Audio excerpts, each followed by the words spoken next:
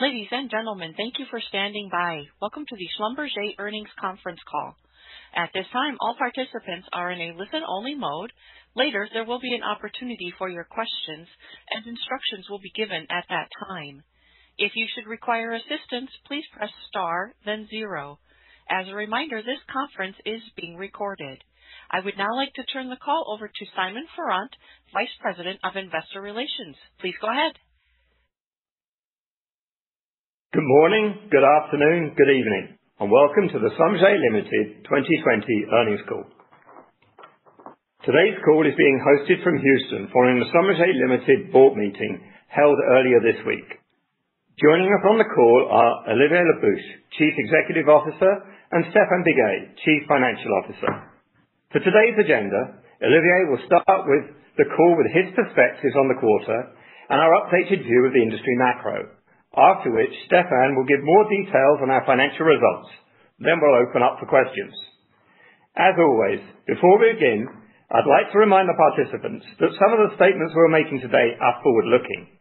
These matters involve risks and uncertainties that could cause our results to differ materially from those projected in these statements. I therefore refer you to our latest 10-K filing and other SEC filings. Our comments today may also include non-GAAP financial measures. Additional details and reconciliation to the most directly comparable GAAP financial measures can be found in our first quarter press release, which is on our website. Now I'll turn the call over to Olivier. Thank you, Simon, and good morning, ladies and gentlemen. I hope everyone is safe and well. This morning, I'm going to comment on 3 topics: our Q1 performance, how we are managing today's increasingly difficult operating environment, and how we see the outlook for the second quarter. Before I do that, I would first like to thank the Schlumberger people around the world who are demonstrating great resilience and adaptability. I'm very proud of our team and of what they have achieved in the first quarter. Despite the complications from the COVID-19 outbreak, they delivered strong organizational performance throughout the quarter. We kept very close to our customer as the crisis developed, and we were able to maintain well-site operations with only minimal disruption across a few countries. The feedback I've received from our customers has been both positive and appreciative of our operational performance. Despite the difficulty of the situation and the duress under which our people have been working, Q1 was one of the best quarters in terms of service quality, and actually the best quarter ever in safety performance. Let's start with the perspective on our first quarter results.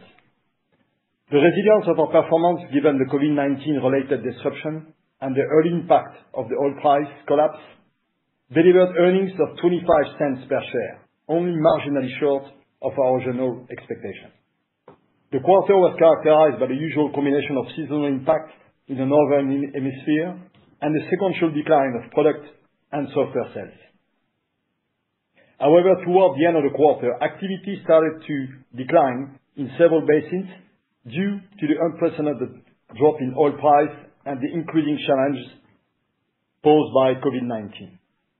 The most severe impact was in North American land, where customers were fast to react with a sharp 17% cut in rig count. In our business segments, the reservoir characterization revenue closed the quarter sequentially down 20%, partly on seasonal effects, but also as a consequence of customers curtailing their discretionary and exploration spending in the latter part of the quarter. The margin decline on the absence of significant multi-cloud software license sale, weak exploration mix, and lower contribution from discretionary software sales. Drilling revenue declined sequentially on seasonal effects and the collapse in North America late in the quarter, but displayed resilience with margins flat sequentially on our operational execution and our focus on underperforming business units, as well as continued success in our technology access strategy. Production revenue declined on lower activity in the international markets and weaker APS results.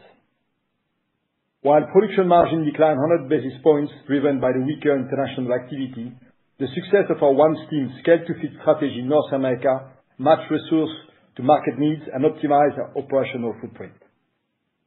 Cameron revenue was seasonally lower and suffered from the exposure of the short cycle business in North America.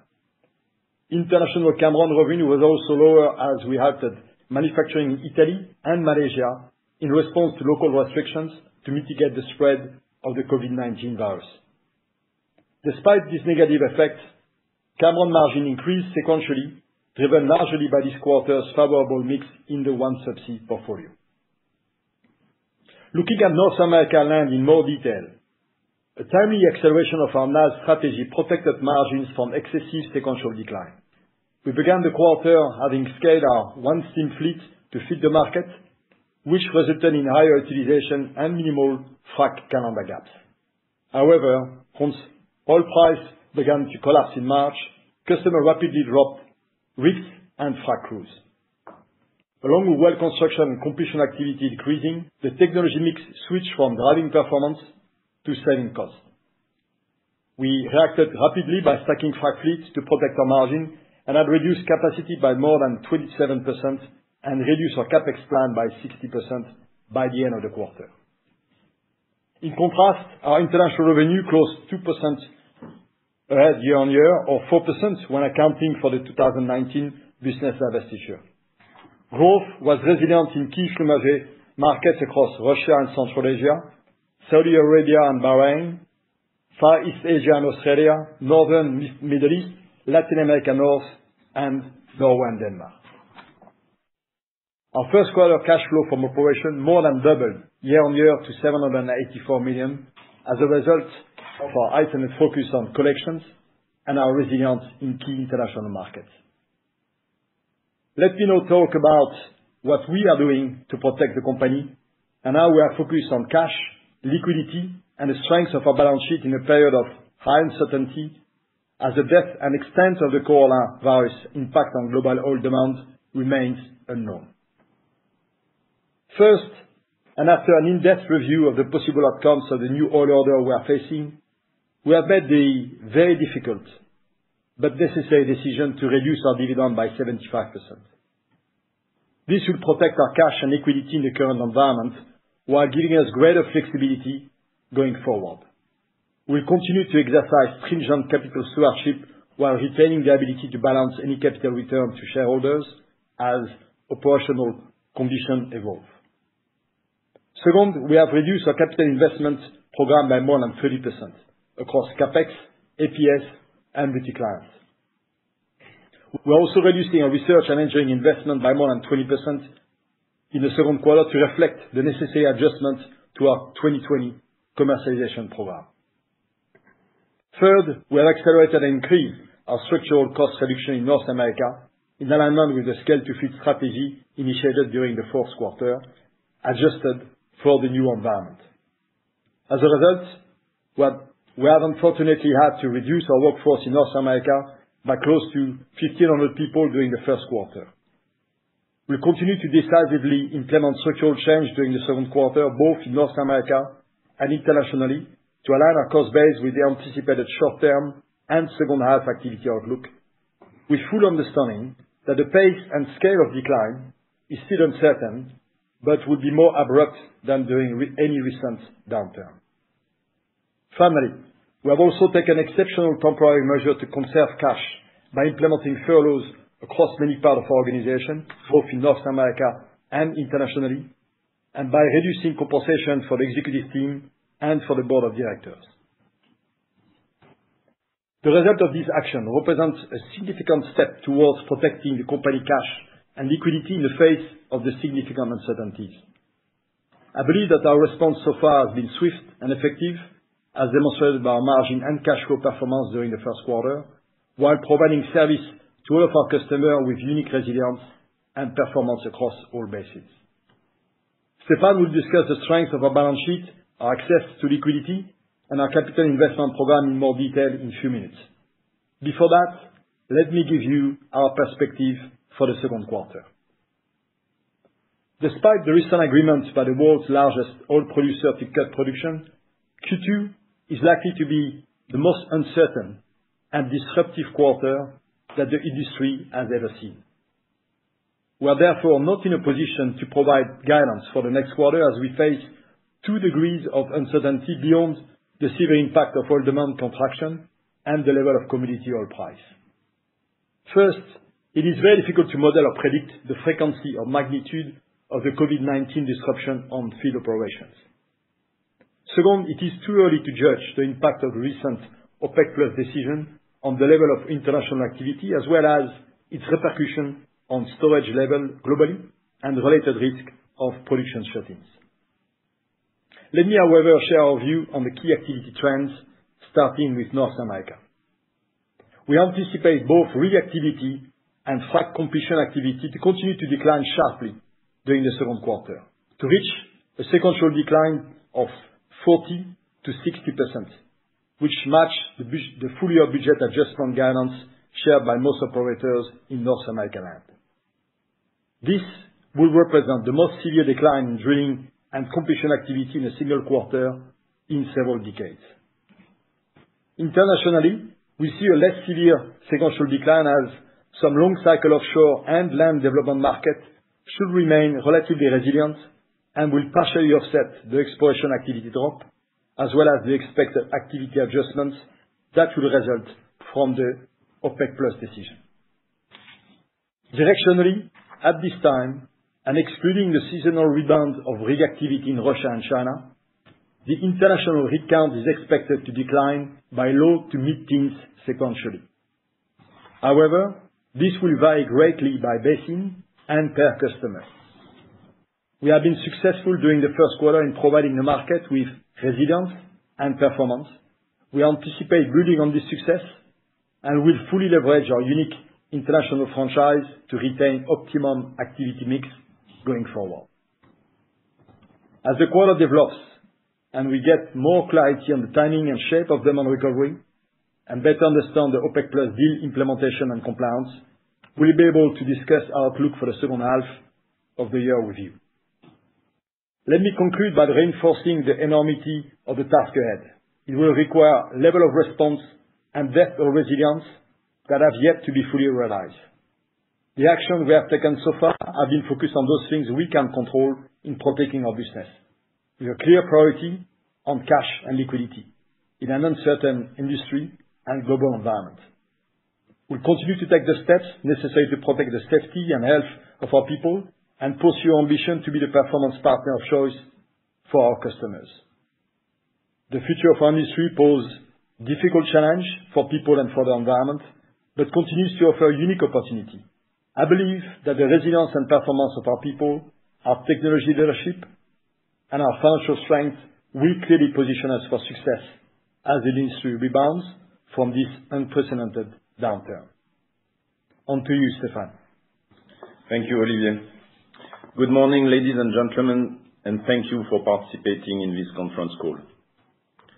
First quarter earnings per share, excluding charges and credits, was 25 cents. This represents a decrease of 14 cents sequentially and 5 cents when compared to the same quarter of last year. During the quarter, we recorded $8.5 billion of pre-tax charges driven by current market conditions and valuations. These charges primarily relate to goodwill, intangible assets, and other long-lived assets. As such, this charge is almost entirely non-cash. You can find details of its components in the FAQs at the end of our earnings press release. These impairments were all recorded as of the end of March. Therefore, the first quarter results did not include any benefit from reduced depreciation and amortization expense as a result of these charges. However, going forward, depreciation and amortization expense will be reduced by approximately $95 million on a quarterly basis.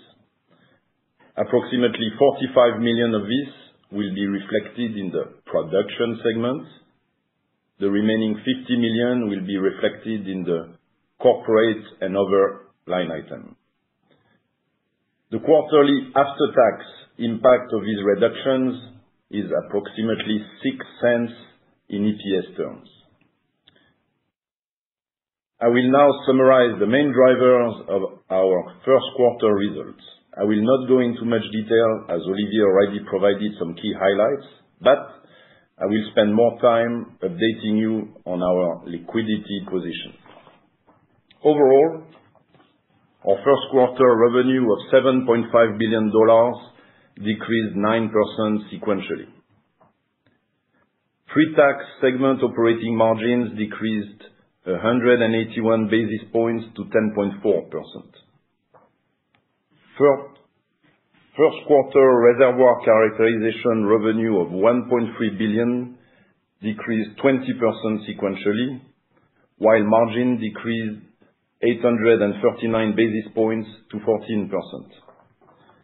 The sequential drop was a combination of seasonal effects and early signs of customer curtailing discretionary expenditures.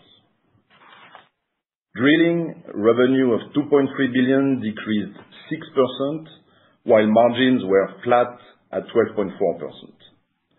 Approximately half of that revenue decline was due to the divestiture of our fishing and remedial tools business at the end of the fourth quarter. Production revenue of $2.7 billion decreased 6% sequentially, and margins declined 98 basis points to 7.8%. Cameron revenue of $1.3 billion decreased 10%, while margins slightly increased by 57 basis points to 9.7%. Our effective tax rate, excluding charges and credits, was 17% in the first quarter, as compared to 16% in the previous quarter.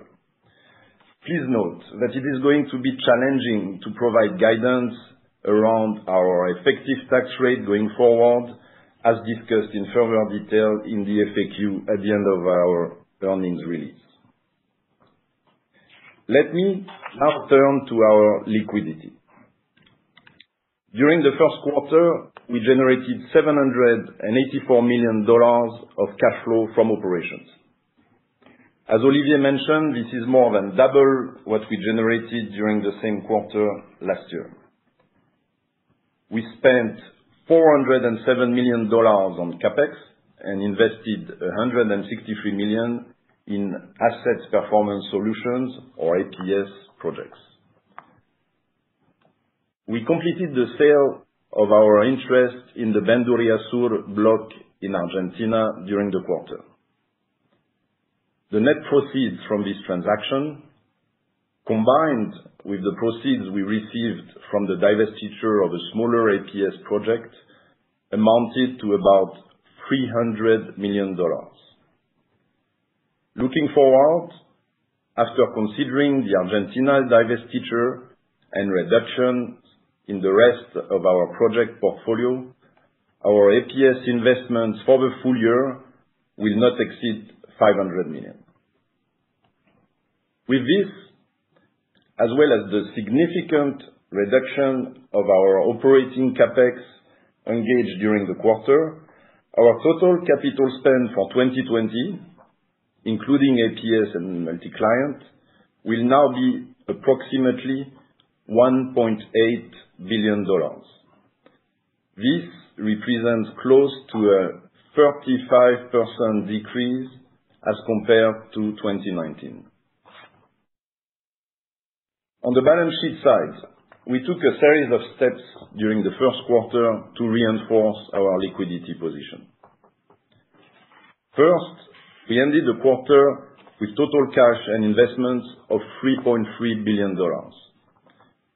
While this cash balance is higher than what we generally like to carry, this was a conscious decision, and I am very comfortable with it considering the current situation.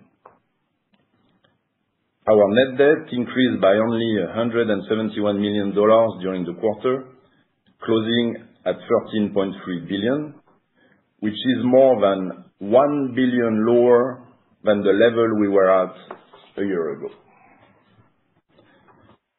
During the first quarter, we issued 400 million euros of notes due in 2027 and another 400 million euros of notes due in 2031. These notes carry a weighted average interest rate of 2% after being swapped into US dollars. We also renewed during the quarter our revolving credit facilities.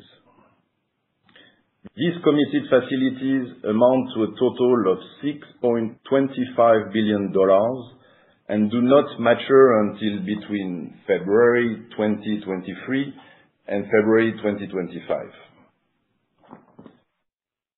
We ended the quarter with $2.7 billion of commercial paper borrowings outstanding. Therefore, after considering the $3.3 billion of cash on hand, we had $6.8 billion of liquidity available to us at the end of the quarter. In addition, we entered last week into another committed revolving credit facility for 1.2 billion euros. This is a one-year facility that can be extended at our option for up to another year. We can also upsize the facility through syndication. To date, we have not drawn on this facility. Finally, our short-term credit ratings, which are critical to maintain our privileged access to the commercial paper markets, were just recently reaffirmed by both Standard & Poor's and Moody's. In light of our available liquidity and the various actions undertaken during the quarter, our debt maturity profile over the next 12 months is quite manageable. We only have $500 million of bonds coming due in the fourth quarter of this year, and another $600 million coming due in the first quarter of 2021. Our preference is to refinance these obligations with new bonds, markets permitting. To close, let me come back to what is probably the most important decision of the quarter as it relates to capital allocation. In this environment, our strategic priority is obviously on conserving cash and further protecting our balance sheet. To this end, we have taken the prudent decision to reduce our quarterly dividend by 75%. The revised dividend still supports our shareholder value proposition by maintaining both a healthy yield and a reasonable payout ratio as we navigate these uncertain times. It also allows for prudent organic investment while maintaining the self-discipline required under the capital stewardship program that we have committed to. Finally, it gives us flexibility to adjust our capital return policy in the future, whether through increased dividends or stock buybacks when operating and business conditions improve. I will now turn the conference call back to you. Thank you, Stéphane. Thank you for this clarification. So, ladies and gentlemen, I think we will open the floor for Q&A at this point. Thank you. Ladies and gentlemen, if you would like to ask a question, please press 1, then 0 on your telephone keypad. You will hear acknowledgement that your line has been placed in queue. Once again, 1, 0 to place your line into the question queue. And our first question is from James West with Evercore ISI. Please go ahead. Hey, good morning, Olivier and Stéphane. Good morning, James. So, Olivier, in terms of capital allocation strategy going forward, I know we have the dividend cut today, which is clearly a prudent move in light of the current environment, although we're going to stabilize and figure out how this market unfolds here in the next quarter or so. How do you think about capital allocation through this downturn? Previously, you guys were counter-cyclical and getting into the SPM. You've obviously disbanded that, so I doubt that's an area of capital. But how are you thinking about the allocation of capital? So, James, as you know, we have, as part of the strategy, reaffirmed our capital stewardship program, and as a strategy step. And I think under that umbrella, we did reaffirm our priority for our capital allocation, and our free cash flow from operation typically will be directed towards three buckets. The first one, to maintain and support our ongoing operation, and that's part of what we do and essential of under strict capital allocation for the CapEx. The second one being obviously to maintain the strength of our balance sheet and to address the debt level that we need to maintain the right ratio. And finally, the dividend. Any excess cash beyond that, I think, will be directed towards either business opportunity that represent an accretive return to our capital under the new program of capital stewardship, or return redistribution to the shareholder in the form of buyback or in the form of future increase of our dividend. That's the way we will continue to use the framework under this condition. Stéphane, do you want to add anything? You covered it. Thank you. Okay. And our next question comes from the line of Sean Meakim with J.P. Morgan. Please go ahead. Thank you. Good morning. Good morning, Sean. So maybe just to follow on to that, so good to hear the updated thoughts around capital allocation. Could we then maybe just kind of dovetail into thinking about sources and uses of cash? The balance sheet has a pretty front-loaded maturity cadence over the next couple of years. So the $4 billion that you'll keep on the balance sheet from the reduction of the dividend, that certainly will help. You close the Bandurria Sur sale.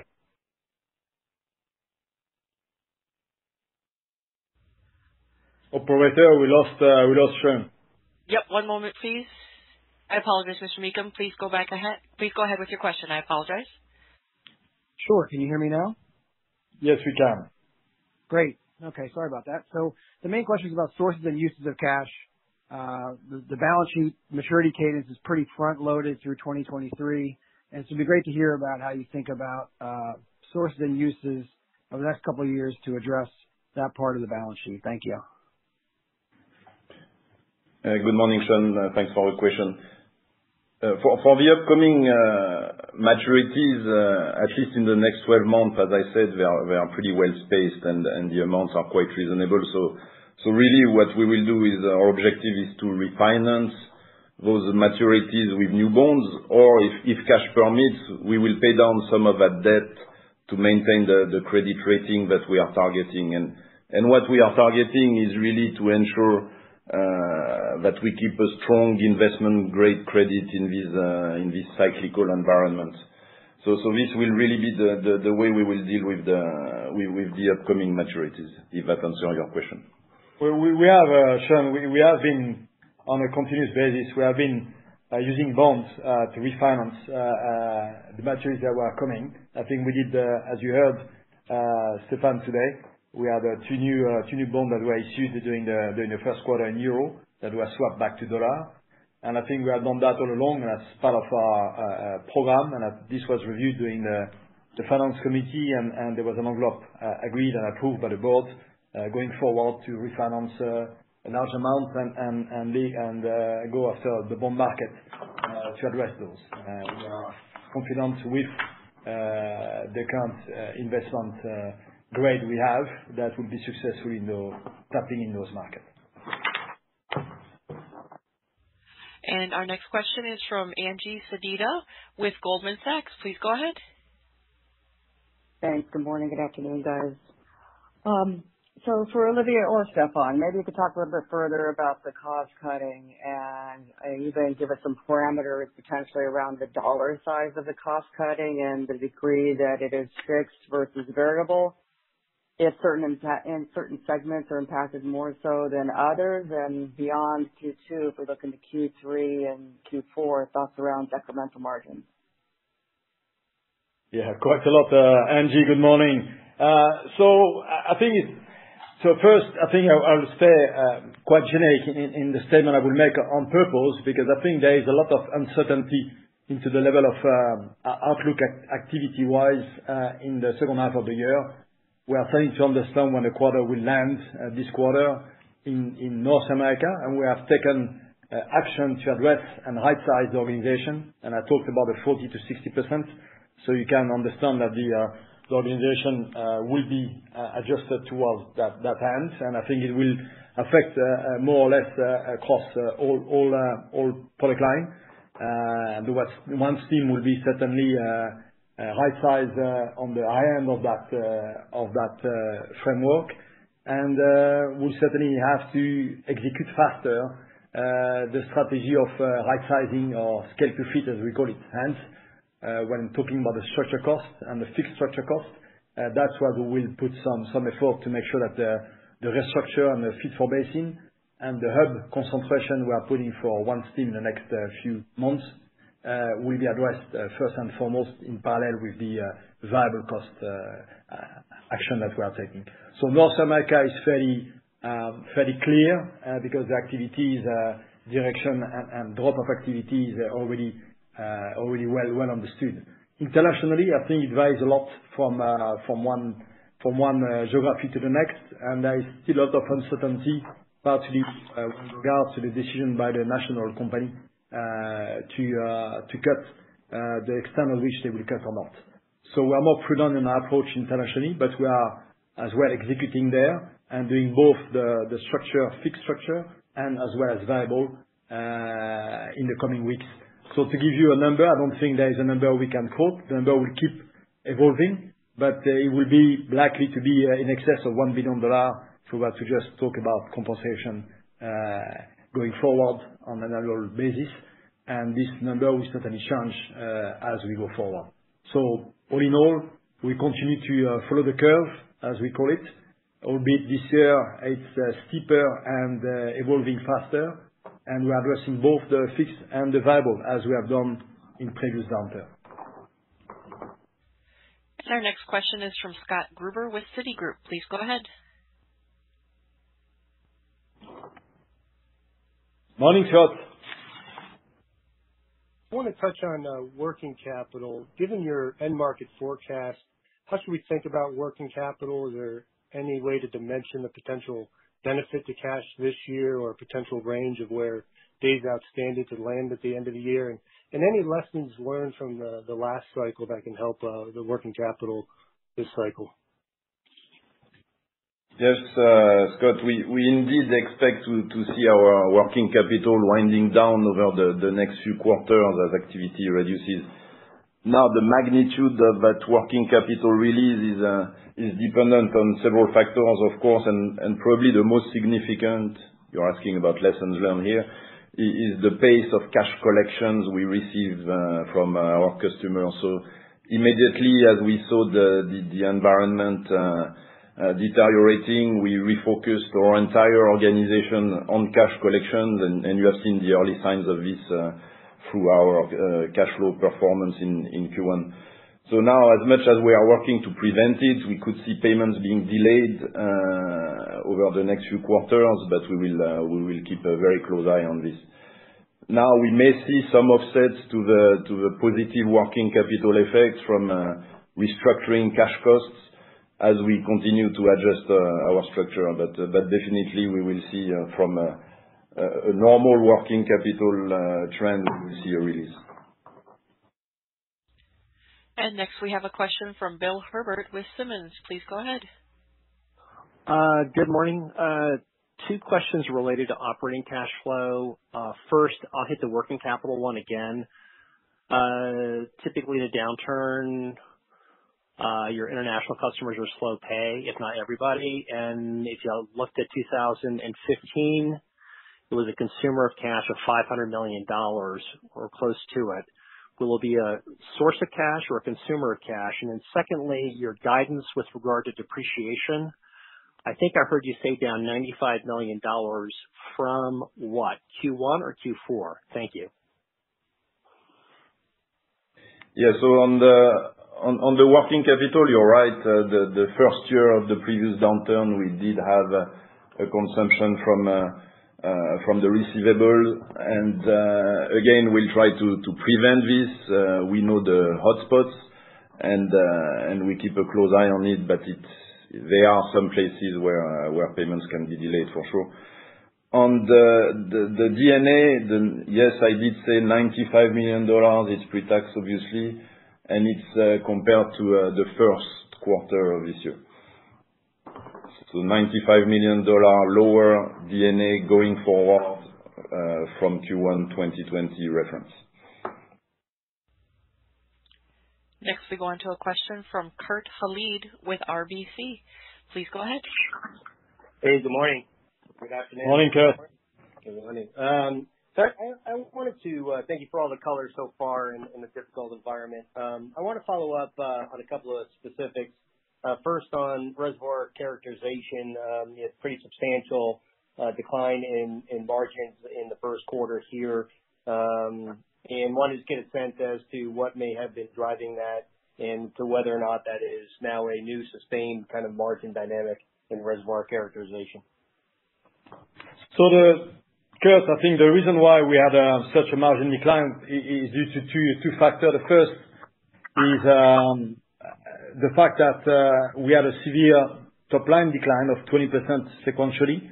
That's not unusual, but it was on the low side of what we on the high side, what we typically see seasonally, and I think there are decremental associated with this. Secondly, there were a few disruptions during the quarter that added to the cost that couldn't be recovered during the quarter.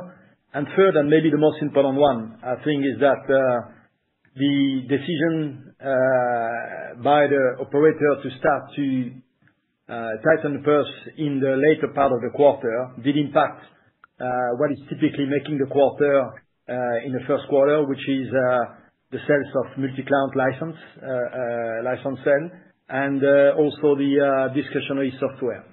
So the Q1 is typically a low quarter for margin in reservoir characterization, seasonal effect, but this was compounded by the severity of the curtailment of spend in the latter part in the last 6 weeks of the quarter that impacted what typically contributes positively to a Q1 quarter or any quarter, which is the end of the quarter sales for software for multi-client. So we expect this to continue indeed. However, we expect the seasonal effect to recover somewhat, albeit the exploration budget will be lower by about 40% from last year. That's the estimate from our engagement with the customer. Okay. And then my follow-up question would then be on Cameron. In that context, margins there were fairly strong. I think we can all expect that, orders and FIDs and everything will wind up being pushed to the right.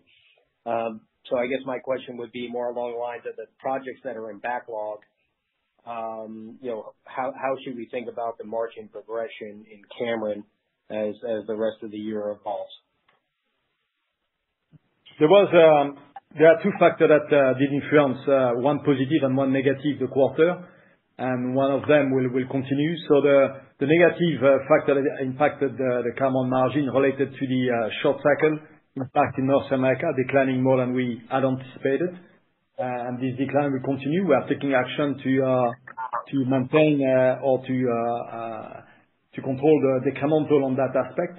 And the second factor was a favorable mix in the OneSubsea long cycle business. So the mix of this will continue going forward. We expect this to be slightly declining in the second quarter because we will see more decline in North America, as was clearly highlighted in this call. And the favorable mix of OneSubsea will not repeat in the same magnitude for the next quarter. However, we still feel that the long-term backlog we have in OneSubsea, and to some extent in the new award we got in long lead drilling, will support sustaining the margin somehow in the long term. Okay, great. Thank you. And next we go to a question from David Anderson with Barclays. Please go ahead. Great, thanks. Good morning, Olivier. Two questions. Morning, Dave. Good morning. Two questions on the international front there. You highlighted spending being down 15% this year. It's obviously really complicated, though, with so many moving parts in there. And you don't have a ton of customer visibility, which I totally appreciate. But I was just wondering if you could just kind of talk about the different buckets that you're seeing out there. You've got offshore versus Middle East versus Latin America. Everything's kind of moving at different rates.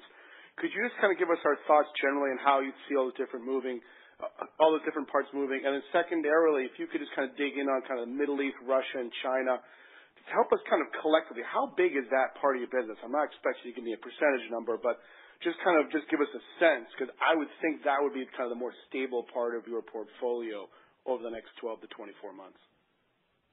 Yeah, as you correctly said, Dave, I think there is a lot of moving parts. The rig projection that we are using as a proxy for future activity, I think keep moving to the right or keep declining, okay? And we have seen that in the recent weeks.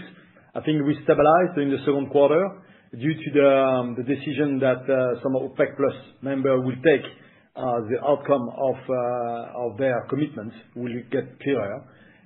But this being said, as we commented before, when I exclude Russia and China, which have a seasonal effect in the second quarter that is favorable, when I exclude that, the decline of rig activity is low to mid-teens sequential decline of rig in short term. The variability of that varies a lot. I would say that some of the West Africa, Europe, and to a lesser extent Gulf of Mexico are getting more impacted than we will get in some of the land Middle East activity or even China offshore or Australia or Qatar offshore that will actually go up. So there is a lot of moving parts, as you said, but generally speaking, there are pockets of resilience that are either linked to long-term gas or oil development offshore and onshore. And some of it could be like in Guyana. Some of it could be Qatar gas offshore. Some of it can be deepwater Australia or China offshore, or could be land Russia. All this is making a pocket of resilience that we are trying to benefit from, where we either have strong or very strong market position, such as in Russia or in Qatar offshore, for example, and we will exploit and leverage this during the second quarter. And some of it where we will be trying to position our performance to get the most out of the activity. So that's a mix going forward. So pockets of up and down, and that will keep evolving. So that's the best I can share at this moment, Dave. I appreciate that. And maybe just a follow-up question on your APS portfolio. The last time we went through all this, we had some issues that there's more oil price exposure than I think a lot of us realized. Can you just talk about, I know that portfolio is a lot smaller today, but how much is tied to the oil price versus the fixed tariffs? And I know payments is kind of a question we have, and maybe you could also just comment on where Ecuador is right now and when you think operations could resume there. Thanks. I'll take that question, Dave. So on the oil price exposure, it's about half of our APS revenue is on fixed tariff or on service fee, while the other half has some element of indexation to oil or the gas prices. On that latter part, a good portion is already at the contractual minimum, even with the oil prices we had in the first quarter. So the lower oil prices will not make it worse. All in all, when you take all of this into account, we are not talking about a significant direct impact on our earnings at the lower oil prices of today. So it's not a significant effect. On your second question regarding Ecuador, I don't think it's really appropriate for me to speculate on what specific customers will do from a payment standpoint. However, our total receivable balance in Ecuador was below $500 million at the end of March, and we received timely payments during the quarter. So we will be watching this very closely, but so far the quarter was in line. Thanks, gentlemen. Appreciate it. And our next question is from the line of Chase Mulvehill with Bank of America Securities. Please go ahead. Hey, good morning. Morning, Chase. Good morning, Olivier. So I just wanted to ask real quickly about, COVID-19 and obviously, the impacts that it's having today. But if we think longer term, how do you think that, the COVID-19 will impact how you operate, over the medium to longer term? I guess, kind of what I'm asking here is, do you expect maybe, to accelerate any, remote operating or automation initiatives, or maybe think about how you, on your supply chain, if you, try to, have it less concentrated, or, maybe less reliant on China or anything like that. So just kind of structurally, do you see any changes, over the medium to longer term as a result of what's happening for, COVID-19? Yeah, very good question, Chase. So let me first come on to the way we did react and we did act and support our operation, our customer during this period. So we actually put in place from mid-January a full crisis management team looking at all aspects. First and foremost, looking at the way we're protecting the health for people and managing the support to logistics, supply chain, and manufacturing. And we did that for the last 3 months now, going at full scale across all organizations. And by doing that, we started to mitigate and understand the alternate path we had for logistics. We started to second source or better understand the risk we were having towards some supply exposure, be it in China or elsewhere in the world. And actually, we had no disruption. The disruption we had were related to shut down states or government mandated in Malaysia or in Italy that we cannot offset. But aside from this, we were actually showing extremely good resilience on the logistics, on the movement of people, as we have a lot of people that are in every country, local, and we do not depend as much as some of our peers or some of the operator onto flying team or international commuter in most of the country where we operate. So we had extremely good resilience. We did not let our customer down in any rig mobilization or in any product delivery at this point. So I think our resilience from a multiplicity of channel we have used for the second sourcing and the resilience of diversity and edge we have on our supply and manufacturing, I think has been helping us. Now going forward, you are totally right, and I think we have accelerated our remote operation and automation of some of our operation. In the month of March, we had more than 60% of our drilling operation that were using remote operation. So we have been exploiting with success the remote operation by reducing the footprint of our people on the rig site, having very positive impact on HSE, helping and supporting them remotely with an impact on service quality, and providing efficiency and cost that benefit both the operator and ourselves. So this will continue. We'll accelerate. We have an excellent platform internally, and we have our Delphi platform externally when clients are starting to adopt our drilling, in particular, remote operation and automation. This is accelerating as we speak. Another example, Chase, is as we were deploying Delphi, and you may have seen that into the earnings press release for Woodside. We were getting the request to accelerate due to the COVID restriction, accelerate the deployment of the cloud-based infrastructure, so that the asset team, the geoscientists of our customer, could work from home and have the full access to their data and to their powerful geoscience application. We're able to deploy and accelerate, and with great satisfaction and success. And this has been used as an example going forward. So yes, it will be a differentiation that we'll use going forward. All right, appreciate the color. One quick follow-up. Obviously globally we're starting to see, some producing wells being shut in, and obviously that's probably going to accelerate over the next couple of month or two. But as we think about, these wells that are shut in and as they come back online, could you talk to, the impact, that the service activity impact or the revenue, that could impact your business as these wells are having to be brought back online, maybe the back half of this year, kind of early into next year? It's difficult to say, Chase. I think it's difficult to judge the magnitude of the number of shut-ins. It will depend on how fast and how much there will be an excess of supply going into topping the storage tanks. So I think It depends on the reservoir, it depends on the location. But generally speaking, yes, I think every well that is shut in, when it's put back, needs to get a bit of water management, scaling, and stimulation activity. So that will favor the service activity at large whenever it comes back on a campaign of reservicing those wells and providing intervention and stimulation to make them back flowing at their maximum capacity. So that will indeed be a positive, if I may, effect as we exit this very difficult period and we start to recover the full capacity of the oil producing fields. Awesome. Thank you. I'll turn it back over. And our next question is from the line of George O'Leary with Tudor, Pickering, Holt. Please go ahead. Good morning. Just wanted to start off on the offshore side.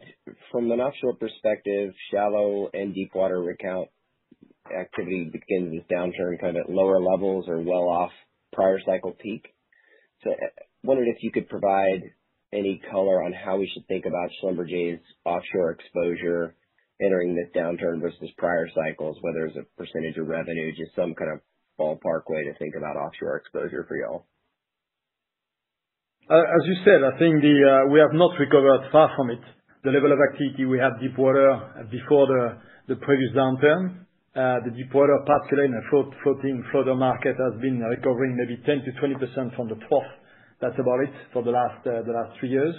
There has been more rebounds, albeit not fully recovered on the shallow water market. So obviously this is a big part of our international portfolio as is key to the industry. Do I see it forward? I believe that the deep water will decline as much as the shallow, albeit I think it will not decline to the same magnitude that it had in the last downturn. There's not so much to give, and there are quite a few large projects that are active today that will continue to operate. So I see both shallow and deep water declining in the months to come, and I think the indication and the number I shared before, double digit to mid-teens decline sequentially apply to both actually. And I think we'll manage it, but I don't think that it will be the same magnitude, far from it, particularly for the deep water.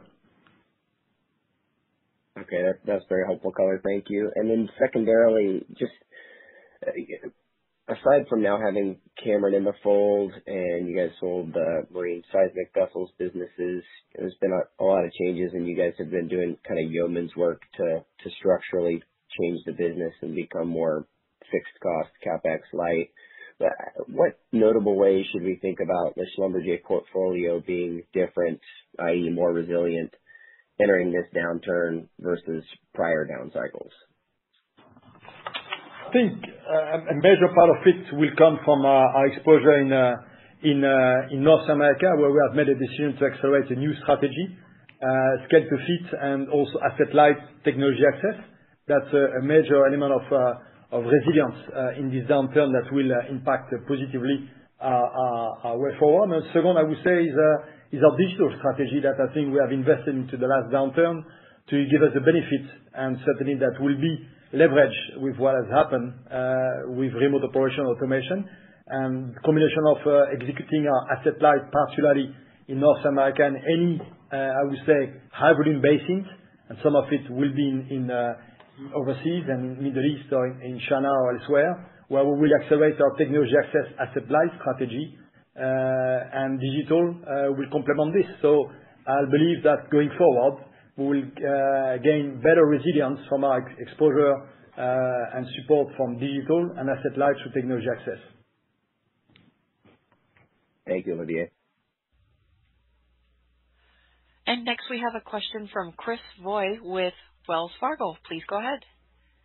Thank you. Good morning. I wanted to ask about the international margin side. So if you look back to the last downturn, 2014 plus, margins, it looks like held in quite well in the first year after the decline in activity.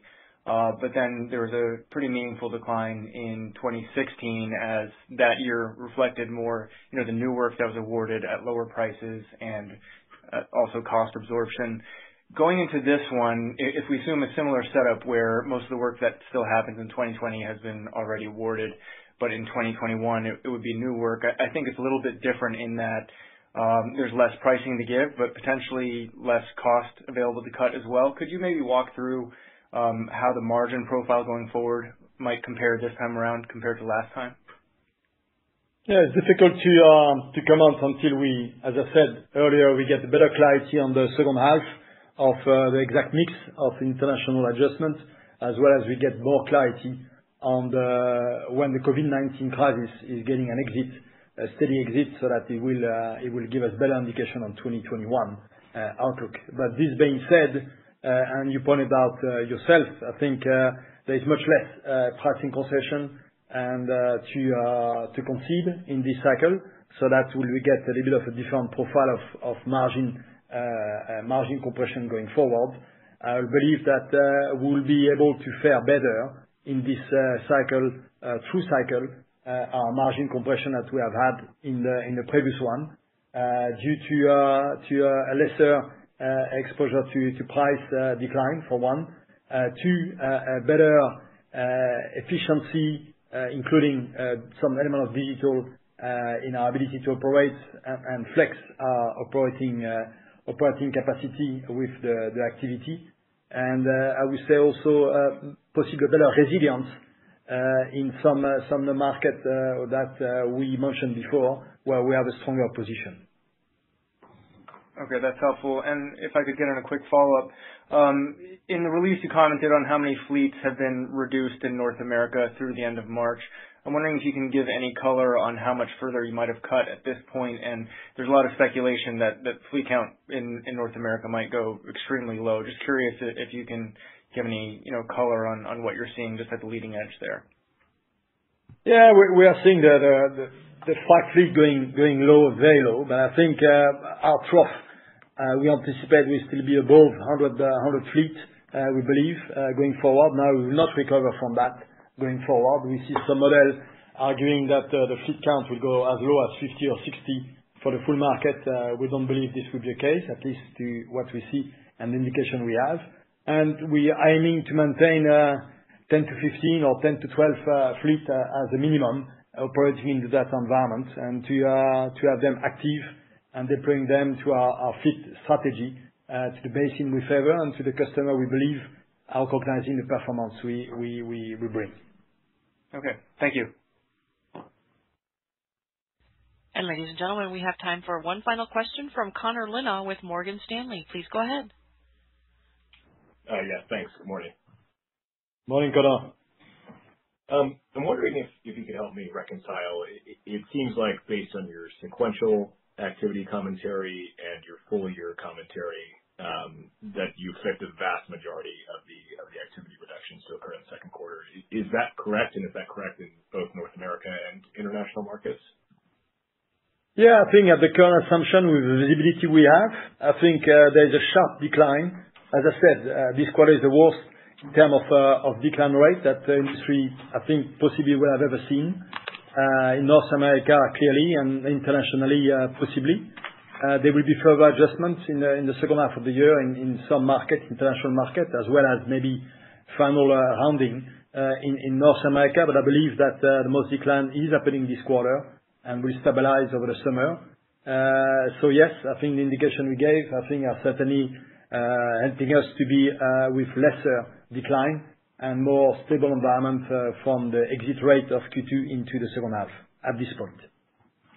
Okay, that's fair. And in that context, it certainly seems like you guys have been proactive on cost management thus far, but relative to historical decrementals, should we think about second quarter being a bit higher relative to usual, just given all that's going on, and maybe mitigating from there, or how would you think about the path? I think commenting on as I said earlier, giving you a guidance on a second quarter from the top line first is difficult because the international market has a level of disruption, 3 to 5% possible on the big disruption due to restriction for the COVID-19, combined with some decision on of change of tack with some national company that will have to adapt to the new OPEC plus voluntary cuts. is making the top line very difficult to predict in the second quarter. And when it comes to the bottom line, I think the abruptness of the adjustment can be and will be coped with to some extent in North America, but the lag into the ability to reduce the cost internationally is not the same due to many factors. Hence, the decremental in the next quarter will certainly not be as good as we have historically done in a downturn. Now, through the cycle, I think our ambition is to fare better for the reason I mentioned before. But in a second quarter, I think it will be a messy quarter at large from activity prediction and our ability to adjust our cost structure or to react and to leverage the opportunity we have also to uplift and get the most when there is an opportunity to upside, and there will be upside. Got it. Thanks very much for the color. Thank you. So I believe with this, I think we need to close. So let me conclude by reiterating some key takeaway from this call. Firstly, I believe that the company performed well during the first quarter despite a very challenging environment with excellent resilience and performance across operation, particularly in international market, and a very respectable financial result, particularly in the cash flow from operation. I feel very proud of the Schlumberger team who have delivered these under such stressful conditions. Secondly, as we were presented with growing uncertainty on global economic outlook and a fast deteriorating commodity price, we acted swiftly, reducing our capital spend program significantly, accelerating our scale-to-fit strategy approach in North America, and taking exceptional measures to protect our cash and liquidity for the second quarter and beyond. Thirdly, and after in-depth review of forward-looking scenario, we decided to adjust the dividend to a new level as a prudent capital management decision, providing us with the liquidity and financial flexibility we need, considering the significant uncertainty in the quarter to come. Finally, as we navigate this unprecedented industry downturn, we continue to prioritize key elements of our strategy, namely the capital stewardship initiative to protect the company's financial strength, the fit-for-basin strategy to increase the performance impact in key basins for our customers and create sustainable differentiation, and finally, the acceleration of the industry digital transformation to support higher efficiency gains in operation for our customers and for our own success. May everyone stay safe and healthy. Thank you for your attention. Ladies and gentlemen, that does conclude your conference for today. Thank you for your participation. You may now disconnect.